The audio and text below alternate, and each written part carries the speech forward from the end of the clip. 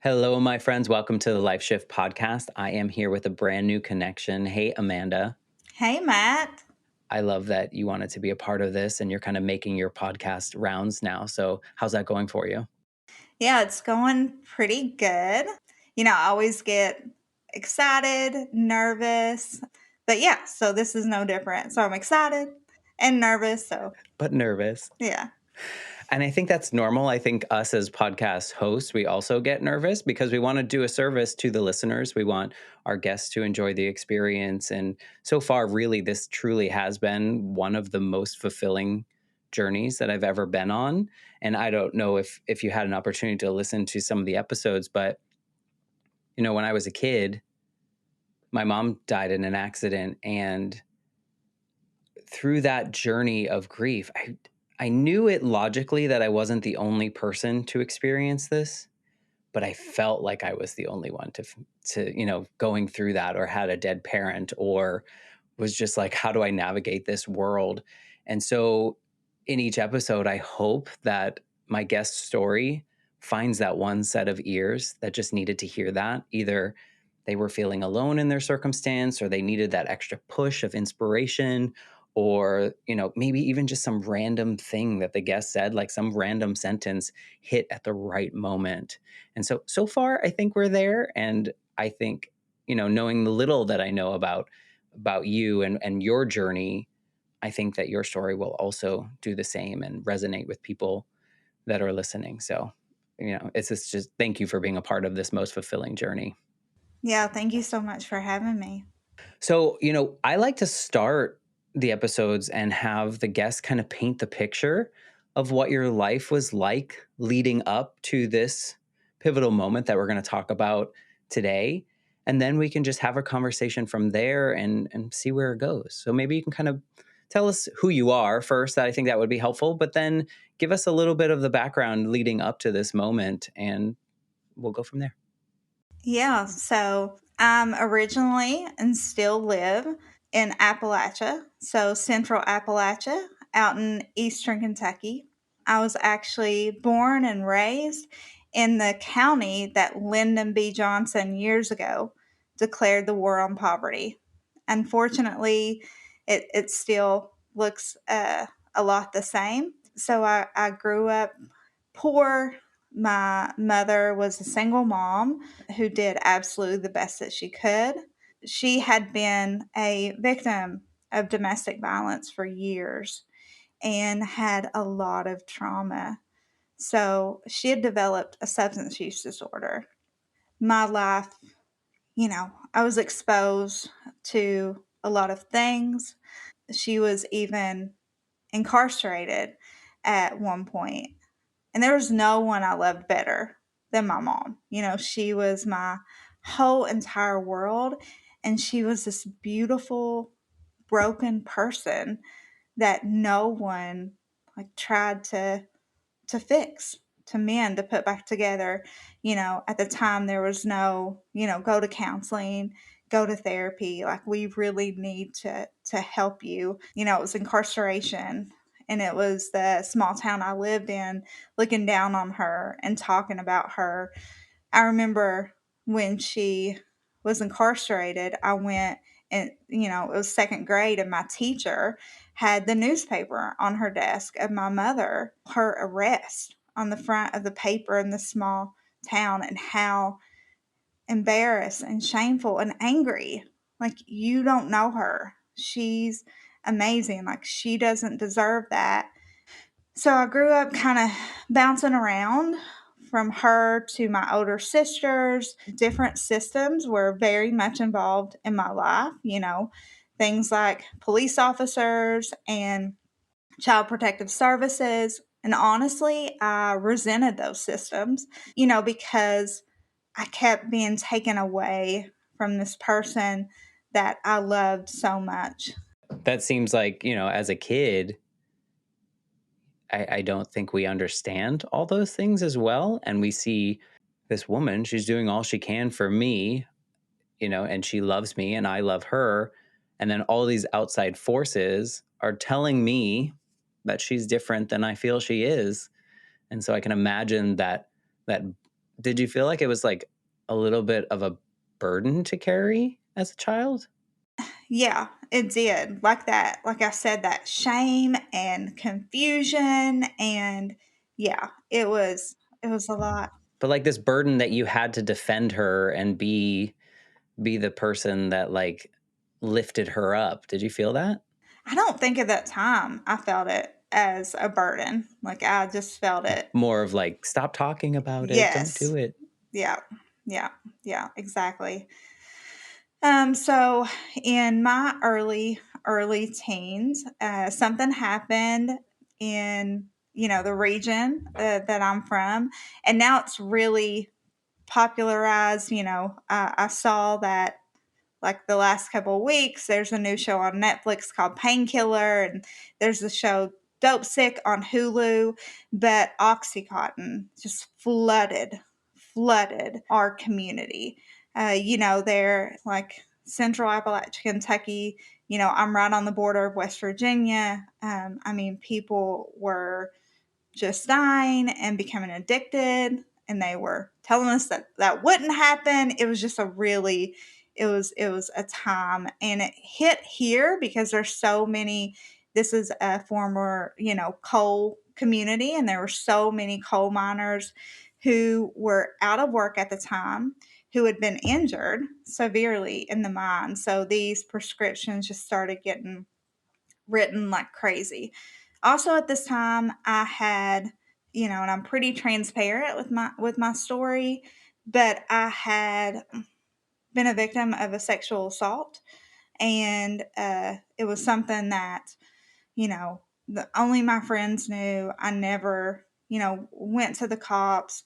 Honestly, I didn't think it would be helpful or I'd be listened to, the kind of reputation that we had in our community. And so I was carrying that, and I started to experiment with drugs and alcohol. And when I did that, it like all went away. It all went away. The pain, the worrying about my mom, the trauma, it went away. Unfortunately, that's very short lived. And eventually, the consequences from my behaviors were so overwhelming. So I'd started experimenting with drugs and alcohol. And at first, it was working, it was fine. And then I was in a car accident. I was in a car and prescribed opioids. And like I said, this was the heyday. I was 16 years old. So you were experimenting. Should we use the word experimenting, or were you just regularly using drugs and alcohol before this accident? It had started alcohol and like marijuana. It was pretty regular. Yeah, it was pretty regular. And it really was, you had access to something that could help you escape the world, essentially, at that time, to make everything feel or not feel anything. And just, like, this is too much of a burden. I think a lot of people can relate to that feeling of this overwhelm that we can't describe. And so there are things available to us, if we choose to use them, that can kind of push that overwhelm away. Does that feel like kind of, maybe that's what you were doing, maybe not intentionally, but that's how that worked for you? No, that's completely what I was doing because I felt so alone. I'd suffered this sexual assault. I felt like no one would believe me or listen to me. This situation with my mom, and, you know, there was a lot with that situation with her. Even though I took up for her at this time, I was starting to get a little resentful too because I worried about her. Was Was she she going to? still was she still away? No, she was home. She just still suffered from her substance use disorder. So it was just a lot. It was overwhelming. Yeah, that took it. It just quieted all the noise just for a second. The noise was like unbearable. And then you got in the accident. The car accident happened, and I was prescribed opioids, and that was like it. Like I had truly found the thing that, I thought at the time was going to save me. I became addicted very quickly, very, very quickly. And for a while, it was really easy to go to doctors and get the pills, get the medication. And then there come a time that that was cracked down on, and so it was harder to get that medication. And I started using more illicit drugs like heroin, cocaine. It just continued to snowball. I started having a lot of consequences too. I was wondering, were you, because you said that, a couple years before that, things were starting in your community in which there was more problems. Were you fully aware of that? And then when you were prescribed those opioids, did you think, yes, I'm going to just dive right in? Or did you think it won't affect me? And I was curious about that. As like, do we have as humans this denial that that's everyone else? That's not, I'm good.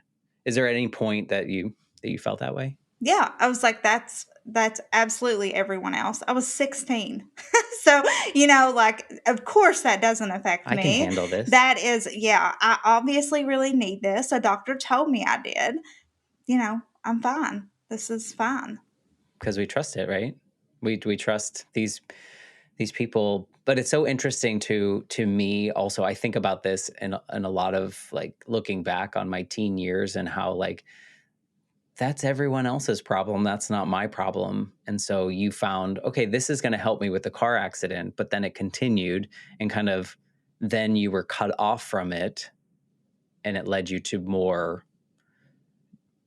I can't even say dangerous because I guess opioids are just as dangerous, right? Yeah, more illicit drugs. Isn't that kind of scary that it's easier to get those? Yeah, it was a weird time. It was a really it was a weird time. But yeah, it came to a point that it was easier to get those. And so that took you down. Did you continue doing that? Yeah, I continued to use drugs. My mental health was horrible because there was definitely periods that I wanted to quit and I couldn't understand why I couldn't quit. There was some suicide attempts. There were a lot of times trying to get help. Unfortunately, at the time, the only thing that really happened was you were incarcerated. Out in our community, there was no drug treatment programs, there was no kind of rehabilitation. So that's what I did is I started getting incarcerated. Mm. So it's kind of almost like we'll put you away. Here's a pause. But how many people after being incarcerated are able to come back out and be clean if there's no help inside? Yeah, it's really sad because studies show that folks' likelihood of dying from a fatal overdose is actually higher right after returning from incarceration. Is it because there's no ability to do it for the time that you're incarcerated and so you like need to like fill the giant void? Absolutely. It's you get incarcerated and you have developed a certain tolerance. I can do this amount of drugs to get this effect. And then that stops. And when you get out after that period of not using drugs, you try to pick up where you left off. So often that will result in overdose. Did you feel like you were in some kind of like whirlpool of like this, just a spiral that you couldn't escape from because your town didn't have the resources? You knew you wanted to get out, you knew you wanted to be better, but you just couldn't do it on your own and there was nothing there to help you.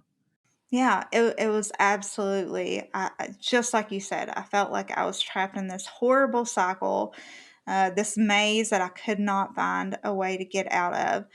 From the time I was 18 until my mid 20s, I was incarcerated on and off in county jails for long periods of time. So, yeah, in my mid 20s, I went to prison.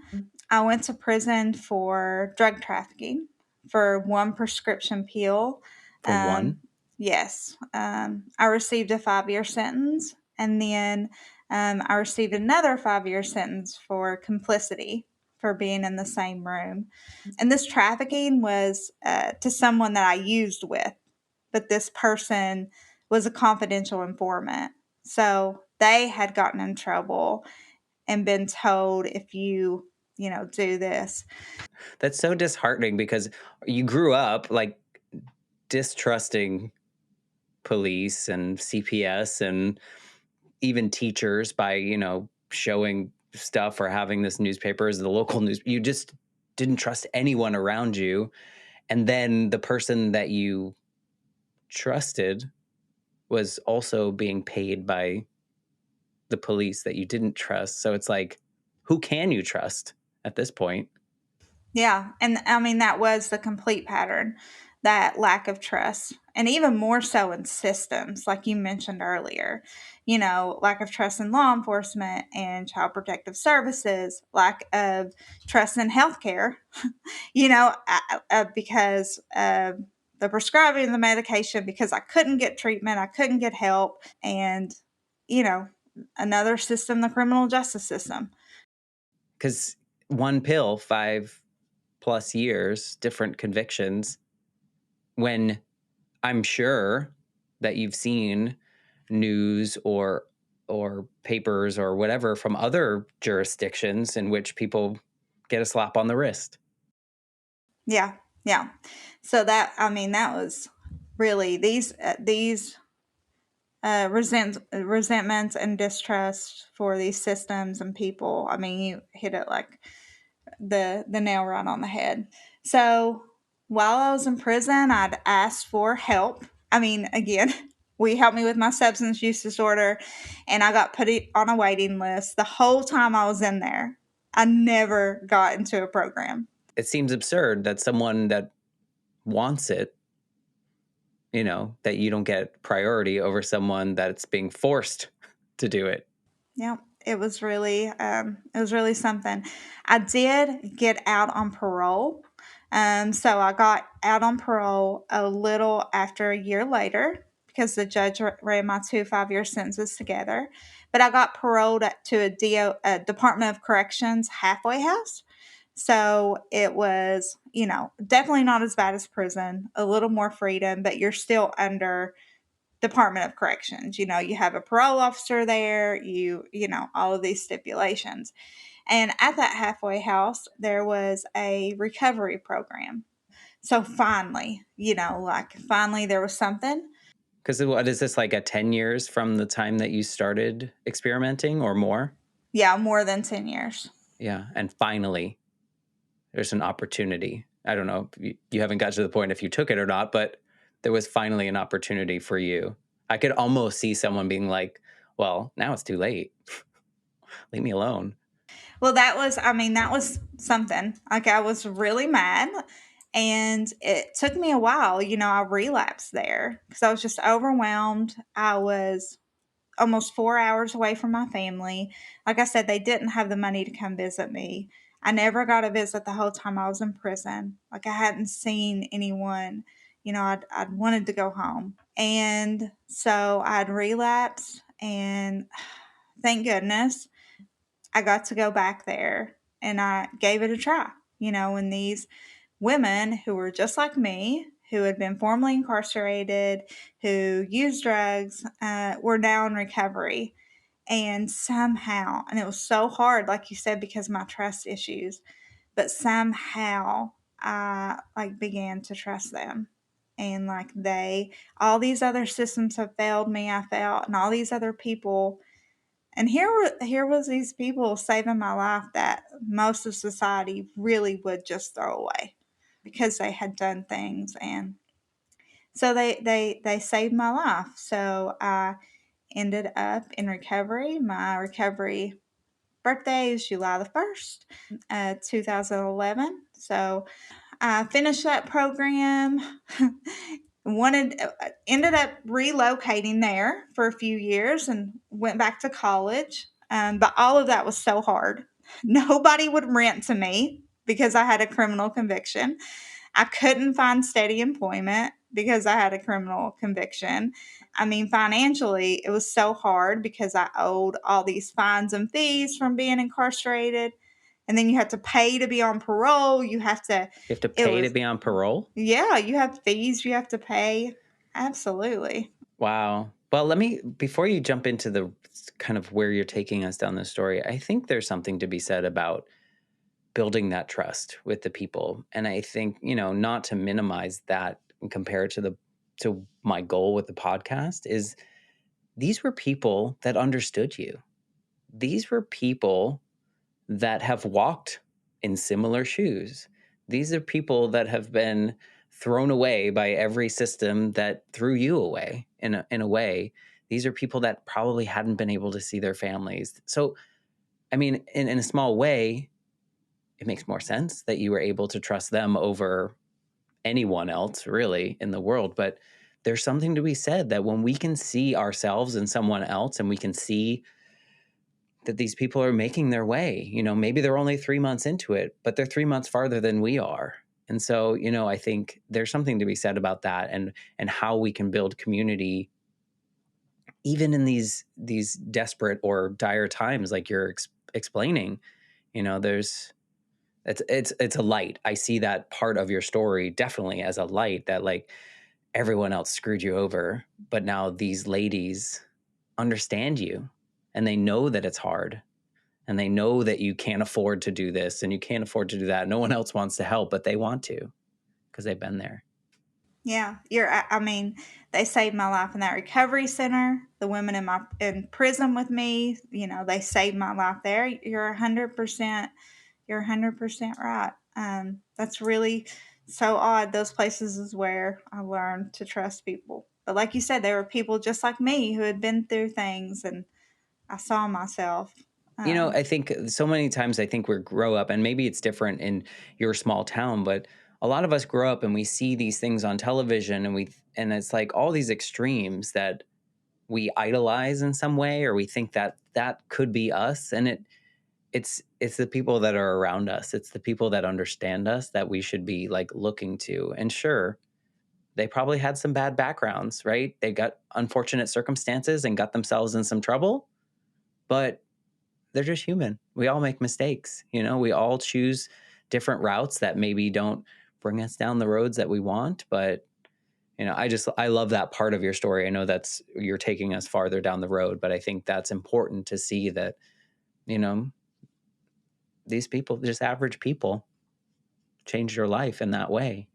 You could have been put in some drive you down the road on a bus and put in with a bunch of jerks, that are only textbook understanding, and you wouldn't have trusted them and maybe wouldn't be on this particular journey. I mean, I think you're 100% correct.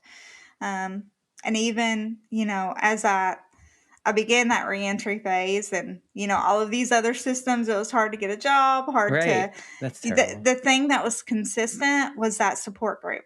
Those women from prison, because a lot of the women I was in prison with went to that same recovery center.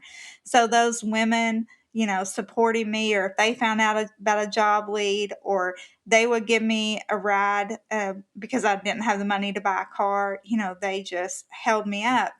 Family. They absolutely, to this day. So eventually, I did get some opportunities, people that believed in second chances and recovery.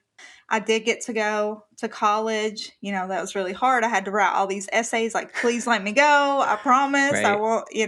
So I started college for social work. And then eventually, I got to go work at that halfway house, that recovery program that I talked about. And I eventually became the director of that place, the first women with a felony conviction to do that, the biggest women's center in the state of Kentucky. And you know, I loved it, and we're getting to that like real big moment for me because I loved it, and in the same breath, it was the most heartbreaking thing I ever did. What was the heartbreaking part? Because I would meet these women, these amazing women who had overcame things that, I mean, these obstacles that were overwhelming, and I would meet them, and I would just grow to love them, and they would finish the program. And I told them, if you do the right thing, like, we can find you a place to live, and maybe you can get your kids back, or maybe you can get to see them, or we can get you employment. And those things didn't happen. And then often they would overdose and they would be gone. And it was heartbreaking. And I would talk to parents often who had lost, their daughter. It was just, it was heartbreaking. I mean, don't get me wrong, there are so many success stories, but those stories too, I was like, these systems, these policies, like, oh, And you feel kind of helpless. It's like you help them through this journey, you get them to a place that you feel like, okay, you can be self sustaining, but the world is not prepared to help or not willing to yeah, help. It's like a constant battle. Part of me was thinking as you were talking about your own battles to get back to where you were allowed to function in society, like they permitted you to do this. It's like part of me is like, if only this conviction, you could actually tell them it was one pill. It's like people automatically assume that some kind of felony conviction is like not one pill. Because I think if most people knew that, they'd be like, what? Like, we understand that you had an addiction problem. We understand that you maybe weren't functioning in society the way that you wanted to or other people wanted you to, but also one pill. It's crazy. yeah, yeah. And it's unfortunate that so many people don't get to say that, because often you'll have a job application or a rental application. It's a checkbox. That's it. And that's it. You're done. You're disposed of. That's all you are. That's all, and that's rough. And then if you That's lie on rough. it, you get in trouble. Absolutely. And, by And then you that go point, back. yeah, I was not going to lie because I just wasn't in any kind of mood to go back to prison. So I was working at that recovery center, and like I said, it was heartbreaking. It was really fulfilling, but this pivotal moment happened in my life that truly changed the trajectory of like what I was going to do with myself, the way I saw the world. I had talked to this father, which, like I said, like often I talk to family members, things of that nature. They really would look to me and, ask a lot of questions. I tried to help them as much as possible. But I had talked to him, and he had a 19-year-old daughter who had died in a county jail detoxing. She was detoxing off of drugs, and the correctional officers chose not to give her aid. She kept asking, and I guess they thought it wasn't, a big problem. I'm not trying to say that they did on, but unfortunately, the stigma that exists, we've all been fed that stigma. So, yeah. And he was just talking to me, and her name was my youngest niece's name. I don't want to say her name, but who is like my baby. You know what I mean? Like when I went to prison the night before because I turned myself in, we like watched Harry Potter, and like I held her because I knew I wouldn't see her. You're fine. So his daughter, it was the same name. Yeah. And this man, he broke my heart. And I told him, he said, Amanda, I wish somebody could do something. Like, she didn't have to die that way. Like, I know she did things, but she needed help. And I agreed, and I said, I agree. I truly believe these systems, like I said, these systems, like there has to be change. Like we're just letting so many people down and fall through the cracks. And I said, but I can't do it. I could never do anything like that. I have these felony convictions, and he's like, I know. He's like, I just wish. He's like, because you're so passionate about it. And that night I went home and I prayed. I prayed for this man for comfort, because he had just broke my heart. And The next day I thought about him a little bit, but then it kind of dissipated. I got all involved in day to day work. And then I got this email, and there was a job description. And on that job description, it talked about changing systems, changing policies around the criminal justice system and substance use and mental health and all of these things. And I was reading it, I was like, oh, wow. And then it got to a part, I was like, this is so cool. Like somebody, who isn't me, that doesn't have a record, should do this. I was thinking about people I could send it to.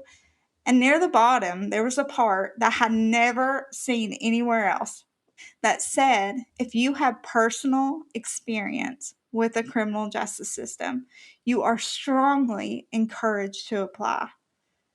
I had never, like you said, all I'd seen was those boxes and those, all those barriers. And like I just felt this wave over me. Like, this is what you're supposed to do. Like this is what you're supposed to do. I could just feel like that man on my heart, and I felt like comfort. So I applied, and with little to no experience, I couldn't even vote. I had a felony conviction, but and I got the job. Wow. It's almost like that email was like, Amanda, you need to apply to this. Was it just like a random email, or did someone forward it to you? Or My boss forwarded it to me and said, if you know of anybody. And later she told me, she's like, I hate to lose you, but I knew that anybody was you. oh, yeah. Mm-hmm. And so that like an email changed like the trajectory of what you were doing, because let's not minimize all the things that you had done for yourself. You faced unjust consequences, I would say. You went through that whole thing. You came out, you had to live in this halfway house, and then you chose to recover. You chose to go through that recovery journey. Then you chose to emerge into society that didn't want you, in a way, that put up every wall to prevent you from doing things. You went to college. Then you went back to serve the place that helped you. There are a lot of life shifts in your life, I feel, but it sounds like all those things you were doing to heal yourself, and then you were kind of at a point, or this email was the point in which now you were healed enough to now help others in a way that can serve them. So where did that bring you when you got that job? Yeah, and I mean, I believe too that night that I prayed for him for comfort, like the next day, that email, it was kind of like the universe saying, you go work to comfort people, like you go. But yeah, so I applied for that job. I got it. I started working at an advocacy organization, and I got to work on systemic issues in the state of Kentucky. I became something called a policy analysis. I got to help write bills. I got to advocate to try to get those passed. I was able to start a co-found an organization with my colleague called the Kentucky Smart Justice Advocates. It was a group of folks who have been formerly incarcerated, group of folks that were in recovery from substance use, that got to learn how to advocate for these policies. That got to push them with me. And in the 4 years that I did that, we passed over a dozen bills. We got to work to pass a bill with folks from the state of Kentucky that made receiving medicated assisted treatment easier, which would save thousands of lives. Like I got to work on that system. I got to work on bills and fight against bad bills that dealt with child protective services and push for good ones. I got to work on policing bills. Again, I got to work on expungement to help people get their criminal convictions off of their record so they can get housing and employment. So those systems that All the I ones had that been, failed you. all of them. Can you believe that? All of them I had been able to move in some way. Even if it, obviously it isn't this huge change, that's going to take a long time. But the way that that made me feel and doing it surrounded by people who, other people that these systems have let down, like the sense of purpose and community. And, I remember working on some of those mental health bills and just thinking, oh my God, I wish this would existed for my mom. It's that day, that moment, like, has changed the world for me. I no longer have to feel like, so alone or helpless, like you mentioned earlier. Like, I'm able to fight and to advocate and And get, move things. yeah, yeah, yeah. Yeah. Push things down the line, and all the things that the younger version of you wish that could change, from small town thinking, well, I have no control. I can't do anything. I just have to live within these bounds, and screw it. I can't. There's too much going on. My life is very complicated and no one wants to help. So, I'm going to choose my own route. And it's it all makes sense. Like, if you look back, if you start at like this moment and how you were able to do that and look back, everything kind of like has like if I'm thinking of like where people do like the strings, I feel like everything connects to current day and old version of you, and all the things that you unfortunately had to learn in your life experience are now being used for good. Like, all those bad things that you experienced you found a way to be like, this sucks. Let me make it better for someone else. Like, I mean, I can't talk about, it's just amazing to see someone that's like actually living a purpose, right? Like, it must feel very weird. Does it feel like odd? It feels so weird. Like, when I take a moment, like you just described, and try to see it, it feels like overwhelming. And then I get this like overwhelming amount of gratitude. As opposed to being so mad at the things that have happened. Like I said, this gratitude that I can do things that maybe make lives better. It's wild when you work in policy because it affects thousands, sometimes millions of people. Hmm. You And it has a know, trickle effect, right? I would imagine that even if you're saying, okay, well, it's just Kentucky right now, but this is a movement. It's like a wave, and perhaps it's going to pull in more. I I can imagine that, hopefully, right? yeah, and that's exactly what I do now. After working at that organization for 4 years, I came to work at a national organization called Dream.org, and that's what I do, is work on criminal justice issues. I'm the director of the Justice Division, so I get to work in states around the nation. And I get to help empower directly impacted people and allies from those states.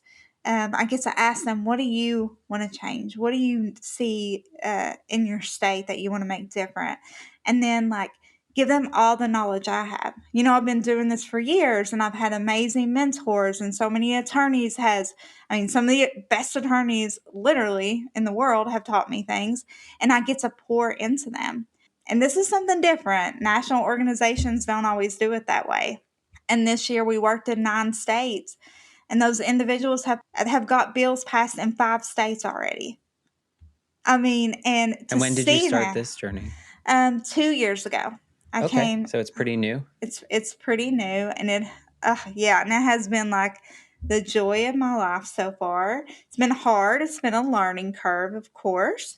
As it should be. Yeah, yeah, and I get to work on the federal level too. So it's really something. Really something. Well, and it's fun. It's always interesting to think, imagine if that second grader who got upset seeing the newspaper on your teacher's desk and all the systems just screwing up your life and just messing things up. Imagine if she could see what you're doing now. It's probably out of the realm of possibility, right? Oh, Like, yeah. never Yeah. would you imagine. I mean, that little girl was filled with so much shame and fear and confusion, and yeah, I could have never imagined, and that's why it's so important that to me personally that I try to be transparent and tell parts about myself, and all of them I'm definitely not proud of, but they are parts of me because I want to own that narrative. It's my narrative, it's my story. Like a newspaper can't own it, or if you pull up a website on Department of Corrections, they can't own it. Like I want to tell it. Like it's my story, it's my narrative. And that little girl, she could have never, she was just drowning in shame. Do you remember that little girl ever dreaming about the future? Yeah, I remember, I wanted to be a marine biologist. I feel like, like there's got to be like 75, 80% of kids that want to be a marine biologist. But yeah, I wanted to be a marine biologist. I wanted to go to college. Nobody in my family had ever went. I'm a first generation, but there were so many things that I wanted to buy a house. We never owned a house. We always lived in low income housing or, a trailer park or wherever we could live. There's so much that I dreamed about. And now your dreams are probably, I mean, your what you accomplished is probably even bigger than what you could have imagined as a kid, because those were like, big dreams for a small town, right? Big dreams for the situations you were in, but also very similar to the expectations of other people in maybe a bigger towns. You know, I'm not to sound insulting, because I No, don't. That's not what I mean. But I feel like in a small town, in those circumstances, your dreams can only be so big, right? Or I don't know if they can only be, but that's how we feel about them. Like I can't dream for I don't want to be an astronaut, because that'll never happen. But I can dream to go to college and to buy a house and those kind of things. And I think a lot of us just have this societal feeling that we're just owed those things. Like that's just gonna happen, right? hmm And now you're like literally changing lives, future lives that don't even exist yet by what you're doing. that's yeah, that's nuts when you say it that way. It's You like are. People might not even be born, and the things that you're Mm, doing now are affecting their lives in a positive way. Because I mean, let's be real. People are not, there's still going to be addiction. There's still going to be issues. There's still going to be domestic violence. Unfortunately, there's still going to be sexual assaults. Unfortunately, there's still going to be these things. But the things that you're changing and the waves that you're making might help those people if they encounter those circumstances in the future. yeah, and that's what it's all about. I hope it does. Yeah. Did you see that? This is interesting for me. I'm wondering if when you were doing like that analyst analysis type role, did you see systemically why things were a certain way? Like, did in a way that it was like, oh, well, I can see why this is the way it is. Not that it doesn't need to change, but I can kind of see how we got here. Absolutely, especially when it comes to criminal justice issues, things of that nature, even substance use.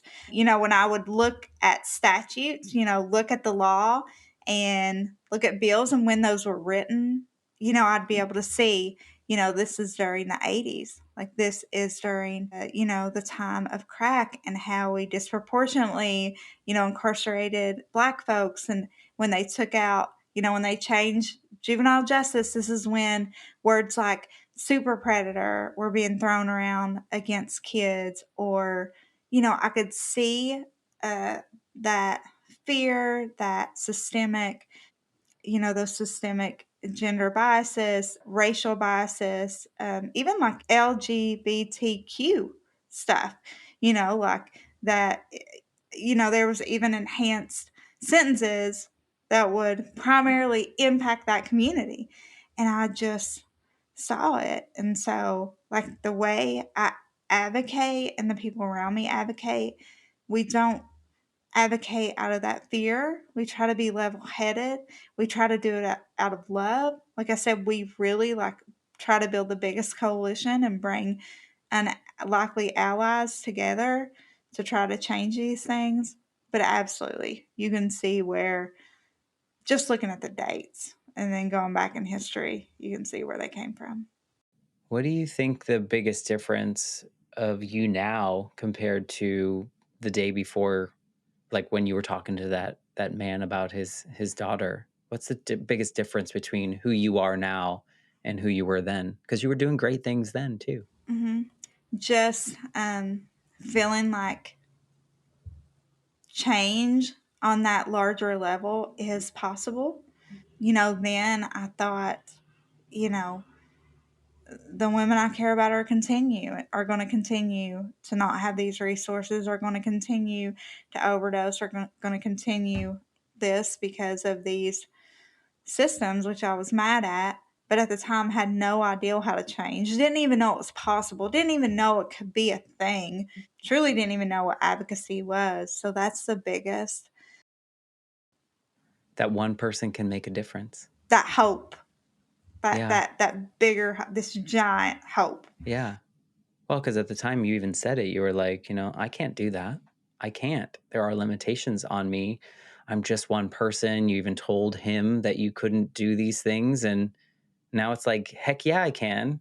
Watch me, and I'm sure there's probably like this confidence snowball of some sort when you first got something passed or you got some kind of law change. You're like, well, if I did that, I can do this or I can make this happen. Does that happen to you? Oh yeah, the first bill that was signed into law in Kentucky.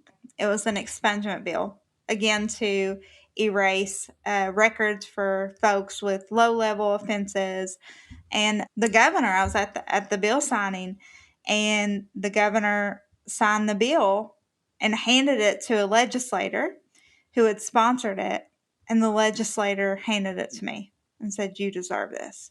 This first signed copy, and like I just cried because I Yeah. thought, like, oh my God, the amount of people that this will help to move past the worst thing they've ever done.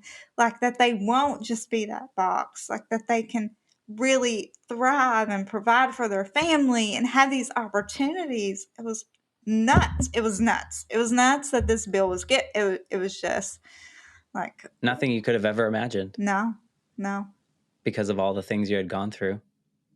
It's always so fascinating to me, like how our life unfolds.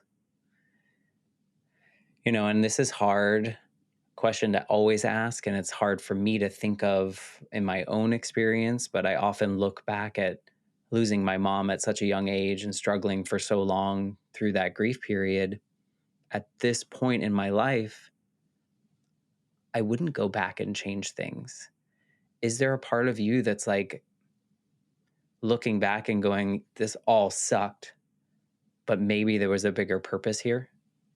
Absolutely. That's what I truly believe, and I don't think that I would go back and change it either. But yeah, Which is so hard to say, right? it's so hard, and it like makes your stomach kind of Yeah. twist You're like, because that it's all so sucked. yeah, Yeah. yeah, Yeah. But I think, so many unfortunate things, so many things that society let you down with, and I'm sure you played a part in that journey as well. But I look at your story now and you telling me what you're doing now, I feel like you're that much more effective now because you know firsthand how all of that feels and works and advocating for people that are in situations that you were in. And that I think that probably makes you more effective in a really screwed up way, like in a way that like, oh, that doesn't feel good to say, but you're probably better because of it. Yeah, I mean, I agree, especially in the kind of work that I do, this policy change, because it's really hard to get a bill passed. It's really hard to change a law. So I've seen people that maybe couldn't get it done the first year and just move on to something else. Like someone who has been through it, like, no, like we're not moving. Yeah, we're not going to forget the people that are affected by this, the people we left behind, the people that were are us. Like we just, I just can't give up that In a way, passion. you're healing a lot of those things that fought you. I like to kind of bring these conversations to a close and with a question. If you could go back to Amanda, who was trying to find a way to numb herself for all the things that she was experiencing with her mom, with your assault, with all the things that you were facing. You were just looking for a way out. Is there anything that you could say to her that would help her on this journey? Yeah. Um, these are not, these things are not who you are. They are not the measure of the person you are. They are things that happen to you, and you are so much bigger than them. And like hold on in there, because one day maybe you can help people that go through the same situation. Maybe you can even prevent it. Like just hold on. Life's beautiful. Like stay here, stick it out. It'll get better. It's really hard to, when you're in that moment, to even feel any kind of hope, and your hope was that everything you could drown out at the time. And now you're like, bring it on. Hmm. Like, let's go. Kentucky's not big enough. Let's do all the states, or let's, as big as we can go, because I don't want other kids, people, adults, anyone, whatever you are and however you feel, I don't want people to feel like that. If really it's more a society's issue that you're put in these circumstances, even if you had been caught with that one pill, but there was more leniency in that because of X, Y, and Z. And then you weren't forced to check those boxes. Imagine the different forks that your life would have taken. Who knows? Maybe you would have been that marine biologist, but then maybe you wouldn't be serving the people in this way. So, I truly do believe my own tragedies inform who I am and what I do now. And I'm weirdly thankful for them. And it sounds like you're kind of in that very similar space. So thank you for sharing this story. I think it's really impactful. And I'm super honored that you shared it with me and that now I get to know you. Yeah, thank you for having me. I'm glad I survived the excitement and the nervousness. So, super happy about that. And for those of you listening, we also threw in a couple tech issues. So hopefully, by the time you get to the end of this episode, you didn't even notice. But, that's just life. And we roll with it and we share our story in hopes that someone listening hears Amanda's story, hears something that you said. Maybe it's not even like the most pivotal part. Maybe it's just like something that you said about your experience and it hits them in the right way and they feel compelled to move on in their journey or to move to a different part of their journey, or maybe reach out to you. Is there a good way to connect with you, find out more about what you're doing in your organization? Like, do you want people to reach out to you? How does Yeah, that go for you? absolutely. Visit the dream.org webpage. Just click on justice there, and you can sign up to be part of our empathy network, which are folks from around the country who want to work on the issues that I just mentioned, who want to come together and find common ground and fight to make it a better place. So, absolutely, you're welcome to join. Come and do this with us. We need all the help we can get. Sure do. We'll include all that information in the show notes so people can easily access that and you. And just thank you for being a part of this journey for me. I didn't know that every story that I get to hear would heal some part of me and part of my journey. So thank you for just being a part of that puzzle and helping, heal this little 42-year-old person over here on the other side of the mic. Thank you. Thank you. And if you are listening and you're enjoying these episodes, I'd love it if you would share one of your favorite episodes. If this episode really impacted you in a particular way, if you could share this with a friend that you think might need to hear it. I know Amanda would appreciate that. I would certainly appreciate that. And with that, I'll say goodbye until next week when we have a brand new episode of the Life Shift podcast. Thanks again, Amanda. Thank you.